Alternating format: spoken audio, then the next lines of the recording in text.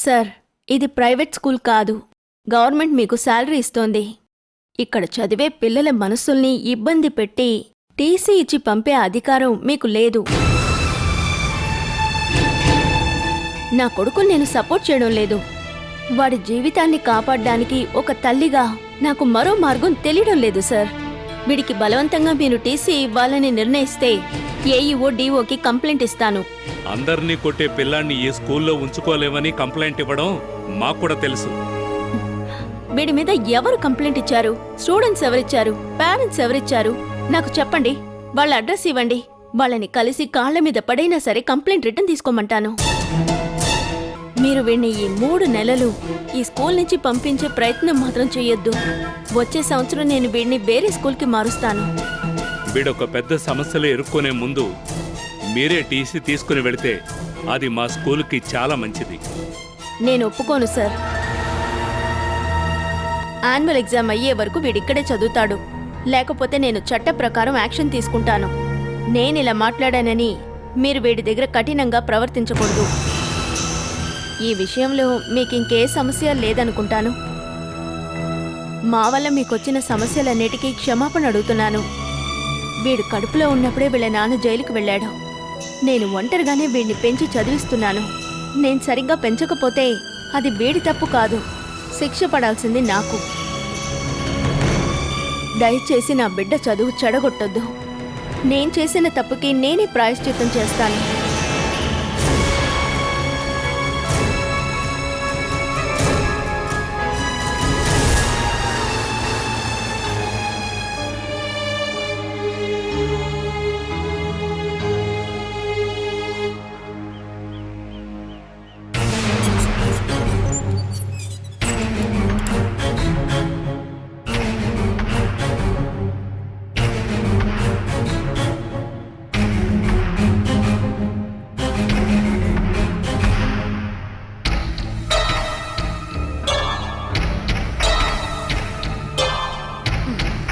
నాకు గ్లాస్ కావాలి. ఒక గ్లాసు నీళ్లు కావాలన్నా నన్ను అడిగింది. మరి ఇంకెవరు ఇక్కడ లేదు కదా? ఉన్నారే, మీ అమ్మ మీ తమ్ముడు తన భార్య ఉన్నారు. నీకు చెప్పిన పని నువ్వు చేస్తే చాలు. అందుకు నేనేం నీ పని మనిషిని కాదు. అరే ఏంట్రా ఇది? నువ్వెలా అంతా చేస్తుంటే నా వల్ల కావట్లేదురా. పొద్దాకి ఇదంతా తెస్తూ నన్ను ఇబ్బంది పెడుతున్నావు.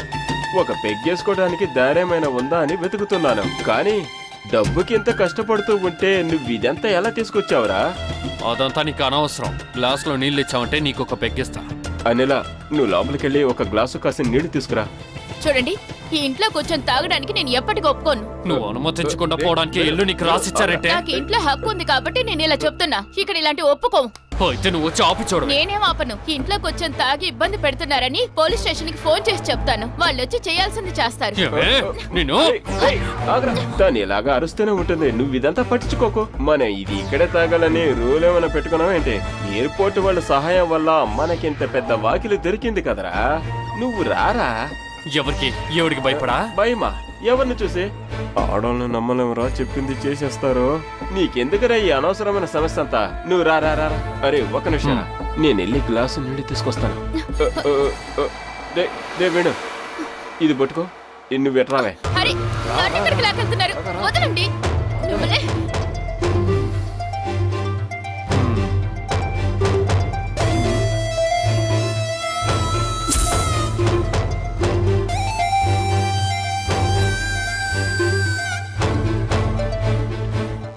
ఏదేమైనా నీ భార్య నిన్ను పోలీసులకు పట్టించడం చాలా పెద్ద తప్పురా. ఒక డొక్కు మొబైల్ ఫోన్ కింద పడేసినందుకు ఇంత పెద్ద పోలీస్ ఫోర్స్ వచ్చిందంటే నువ్వేదైనా పెద్ద పగలు కొడితే మిలిటరీ కూడా వచ్చే ఛాన్స్ ఉందిరా. ఇప్పుడు దాని పిల్లలే. ఆ పిల్లలకి నాన్నని చెప్పుకోవడానికి ఒకడు కావాలి. వాడిని నేను కాకపోయినా నువ్వే కదరా ఆ పిల్లలకి తండ్రివి. పెద్దది నాదే. ఆ నమ్మకం నీకుంటే ఆ చిన్నోడు నీకే పుట్టాడని నేను నమ్ముతాను. ఆ విషయంలో నీకెటువంటి సందేహం అక్కర్లేదు.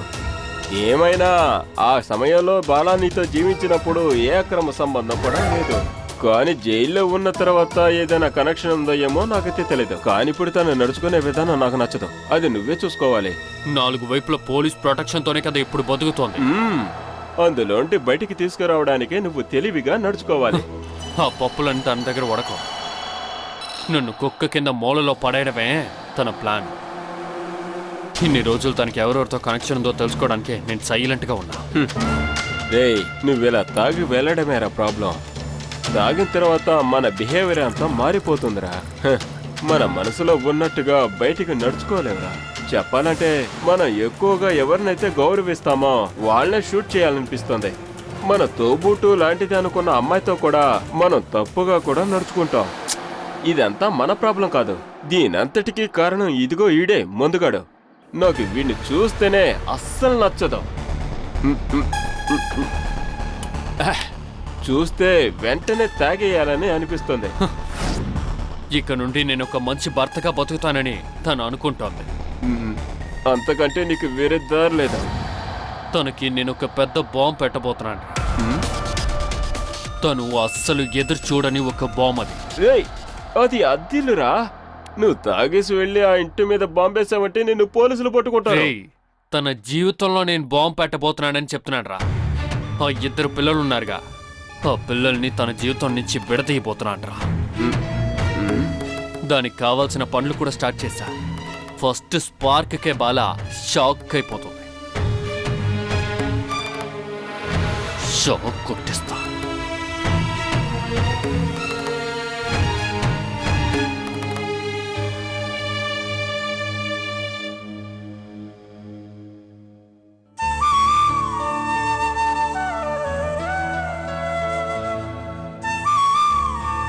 నా జ్వరం తగ్గిపోయిందమ్మా. మీరు పనికి వెళ్ళొచ్చు. ఇంకా నాకే ప్రాబ్లమో లేదు. నీకు టైర్డ్నెస్ పోనివ్వమ్మా, ఆ తర్వాత వెళతానులే. తనకే జ్వరం అంతా ఏం లేదమ్మా. మిమ్మల్ని మోసం చేయడానికి అలా పడుకోనుంది. ముట్టుకొని చూస్తే నాకు తెలీదా? ఇలా చూడు, నా పర్మిషన్ లేకుండా నువ్వు బయటికి వెళ్ళకూడదు. నేను ఎక్కడికి వెళ్తే మీకేంటమ్మా? మీకు నాకంటే అక్కే కదా ఇష్టం. నేను ఆటో డ్రైవ్ చేస్తున్నప్పుడు కింద పడి చెయ్యి విరిగితే తన మీద చూపిస్తున్న ప్రేమ కొంచెమైనా నా మీద చూపించారా? చెయ్యి సరవక ముందే స్కూల్కి వెళ్ళరా నన్ను పంపించారు కదా. నాకు తెలుసు మీకు నా మీద కొంచెం కూడా ప్రేమ లేదమ్మా. మీరిద్దరూ నాకు ఒక్కటేరా. నీకిక్కడ ఏ కొరత ఉంది చెప్పు? నేను బానే చూసుకుంటున్నానుగా. మీరిద్దరే కదా నా ప్రాణం. ఇవన్నీ నీ మనసుకి ఊరికే అలా అనిపిస్తున్నాయి. నువ్వు పెద్దయ్యాక ఇదంతా సరైపోతుంది.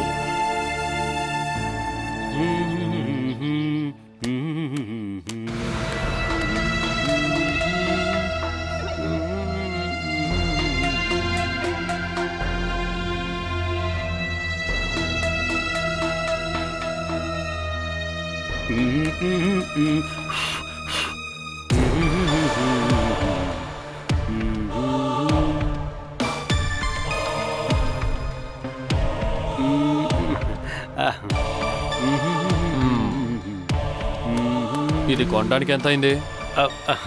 ధర 1,00,000. అందులో 50,000 కట్టాను. మిగతాది డ్యూలో తీసుకున్నా. దీనికంతా నీ దగ్గర డబ్బు ఉంది కదా? నా దగ్గర లేదు. 50,000 కంపెనీ వాళ్ళే కట్టారు. ఆ కొత్త కంపెనీ ఎక్కడుందేంటి? అది ఆన్లైన్ కంపెనీ. ఈ వస్తువులన్నీ ఆన్లైన్లో కొనుక్కునే కంపెనీ అది. అయితే నీకు ఇన్కమ్ ఉందన్నమాట. నేనే ఇలా బ్యావర్స్గా తిరుగుతున్నా. అదే ఈ చోటు అమ్మితే నీకు కొన్ని లక్షలు వస్తాయి కదా. ఇప్పుడు నాకు బతకడానికి డబ్బులు కావాలరా. అంతేకాని 5 సంవత్సరాల తర్వాత 50 లక్షలు వచ్చినా పనికిరా. నేను ఎన్నో దారులు ప్రయత్నిస్తున్నాను. నీకు ఇష్టం వచ్చినట్టు నువ్వు ట్రై చేసుకో. కానీ ఇవాళ నాకు 10,000 కావాలి. 10,000? నేనెక్కడి నుంచి తాగలను? నా షేర్ మొత్తం తీసేసుకుని ఇప్పుడేమో ఎక్కడి నుండి ఇస్తానని అడుగుతున్నావా? ఇలా చూడు, నువ్వు ఎక్కడి నుంచి ఇస్తావో నాకు తెలియదు. నాకు 10,000 కావాలి అంతే. ఇలా చూడన్నయ్య, నా దగ్గర డబ్బులు లేవు.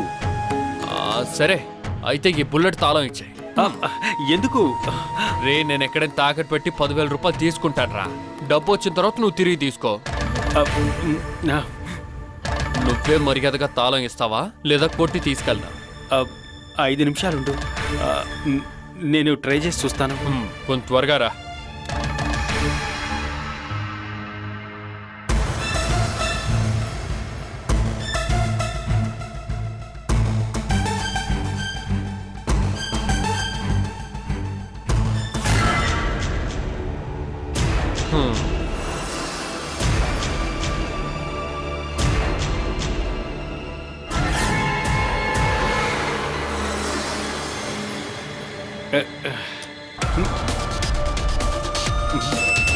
ఛ, తాళం కూడా కనపడుతుంది.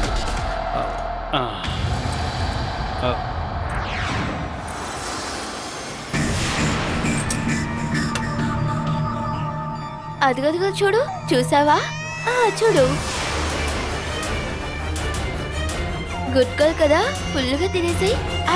నువ్వు తిన్నాక నాకు చాలా పనులున్నాయి.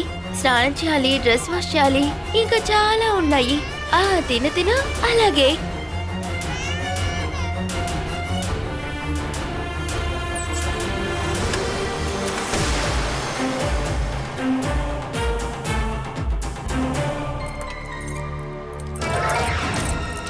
ఛ, ఛ.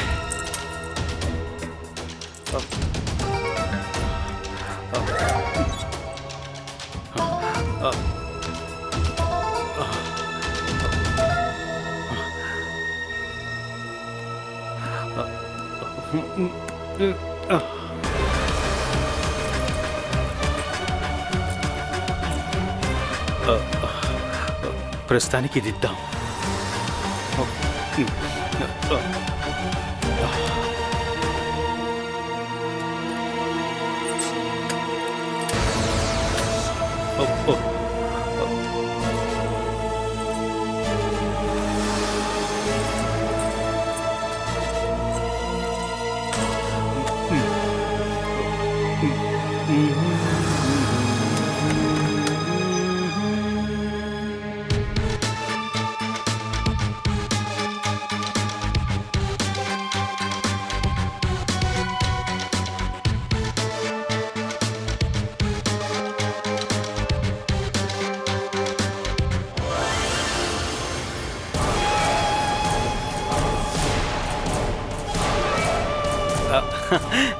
ఈ దొంగలందరూ పాపం కదా. నీకంటే పెద్ద దొంగ ఎవరున్నారు? అలా చెప్పొద్దు. నేను ఇప్పటిదాకా ₹1 కూడా ఎవరి దగ్గర దొంగతనం చేయలే. ఇంకొకరు డబ్బుల్ని మోసం చేసి లాక్కోవడం కూడా దొంగతనం అనే అంటారు. కావాలని చేయలేదుగా, నిన్ను గెలిపించడం కోసమే. ఇప్పుడు ఎవరి దగ్గర నుండి డబ్బులు దొంగలించుకొచ్చావేంటి? డబ్బు దొంగలించుకురాలా, నగ దొంగలించుకొచ్చా.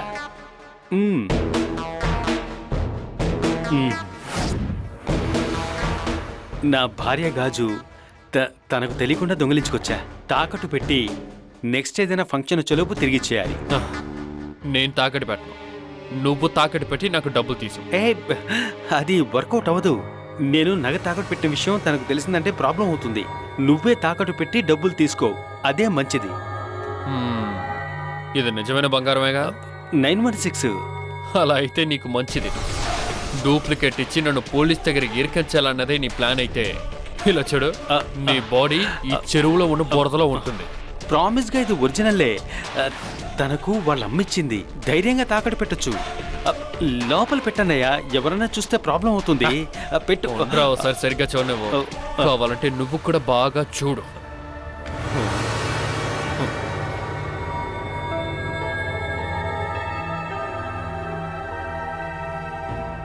నువ్వు నా వెంటే రానక్కర్లేదు.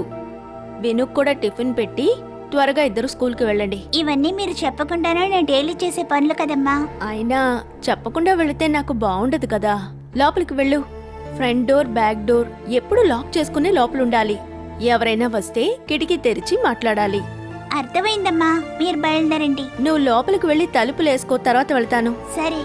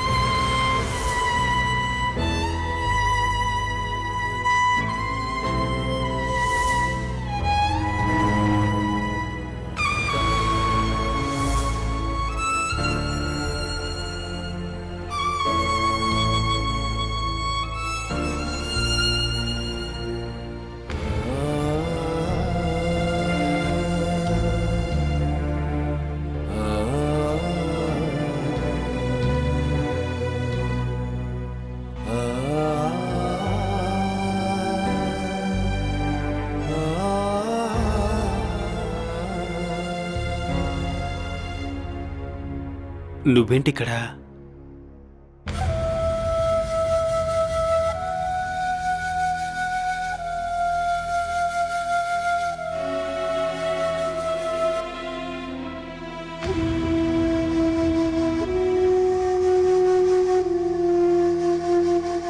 నేను పిల్లలకి ఇక్కడ ట్యూషన్ చెప్తున్నాను.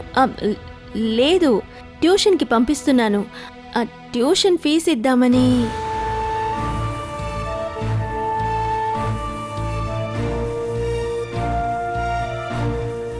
నువ్విక్కడ పక్కనే ఉన్నావా?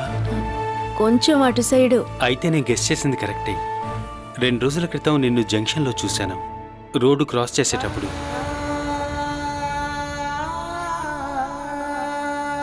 నీతో వచ్చింది ఆ ట్యూషన్ టీచర్ కూతురా?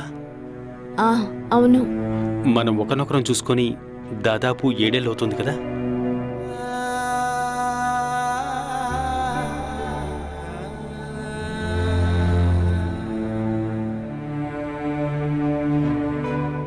ఈ మధ్యలో మనిద్దరి జీవితాల్లో ఎంతో చెడు జరిగింది.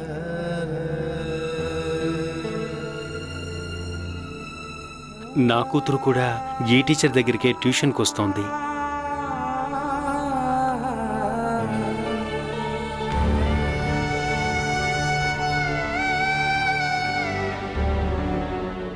రోడ్డు మీద రక్షించి తనని కొన్ని రోజులు తల్లిలా చూసుకుంది నువ్వే. అందుకు నిన్ను డైరెక్ట్గా కలిసి ఒక థ్యాంక్స్ కూడా చెప్పలేదు. నేను వస్తాను. నువ్వెక్కడ వర్క్ చేస్తున్నావు?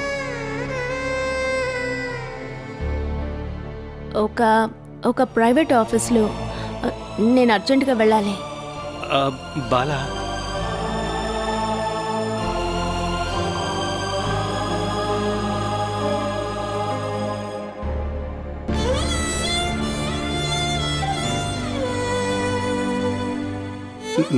నువ్వు బాగున్నావా?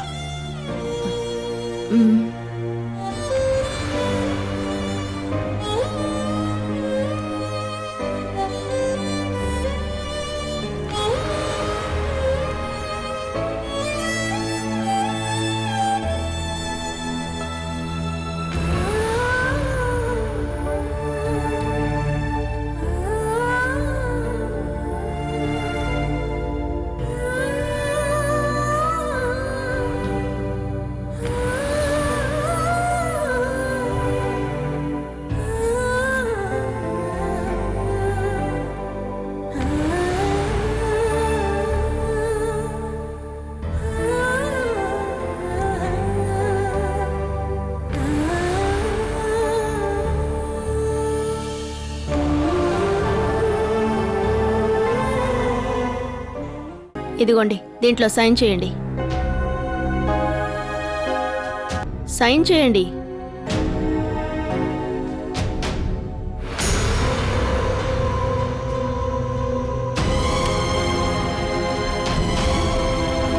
ఇదిగోండి.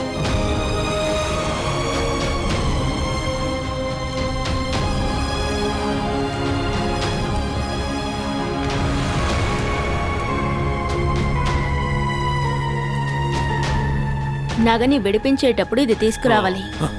అప్పుడు మాత్రం కాదు, ఇక ప్రతిరోజు నేను ఇక్కడే ఉంటాను. నువ్వు ఎప్పుడు నా కళ్ళ ముందే ఉండాలి. నీ ఉద్యోగం చూసావా, అది ఎక్కువ రోజులకు ఉండదు.